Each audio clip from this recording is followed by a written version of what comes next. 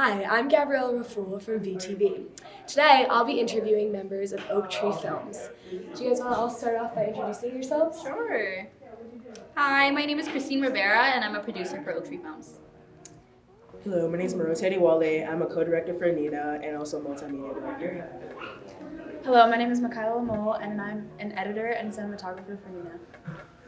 Thank you so much. Nice to meet you all.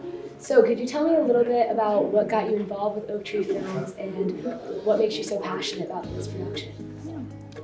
So I have a passion for social justice in general, and I've known about the social justice documentary program since my freshman year. So it was always something that I wanted to add into my schedule if I was able to.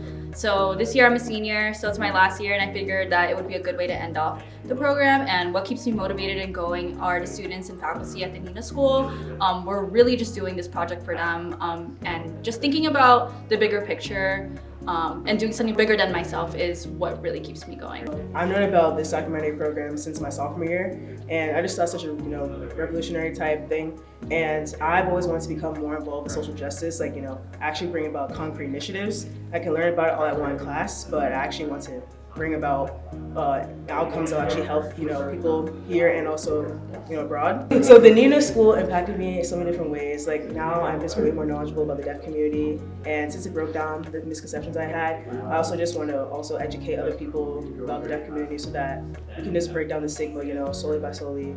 And also the school, all the students and staff just really touched my heart, and I saw a great example of a community where they truly love each other, there's great cooperation, and they're just all determined to, defy the odds, stacked against them in terms of an area where, this ableist, society.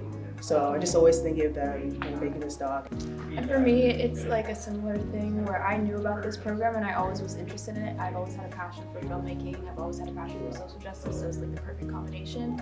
And I really just wanted to hone in on those skills, but also do something that helped the greater community. And going to this school was just one of the most impactful experiences I've ever had, and I really just want to use my skills as a filmmaker to encapsulate what we felt when we were there, so that people can be aware of what's going on and they can really feel what we felt, and then put their best efforts forward to help their community and this community as well. That's great. Thank you so much. And one more question for you all. What was your favorite part of creating the Nina film and just your trip in general? I think one of my favorite parts of filmmaking, at least when we were on ground in Kenya, was honestly getting along with the kids.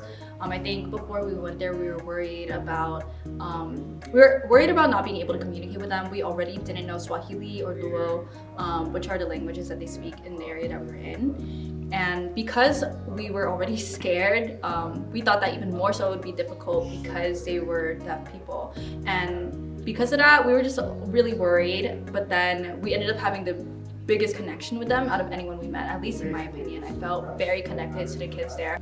And same for me as well, one of the grounds, I just kind of felt like a big sister in a way, and there were a couple of girls that clinging on to me, and I just didn't want to let them go. Mm-hmm. And I led some dances with them and learned a lot of dances from them, and I just really love the environment because I'm not really used to spending time with children, so this just helped me become more comfortable with children and learning Kenyan Sign Language and just breaking down barriers I thought would be in the way when we initially got there.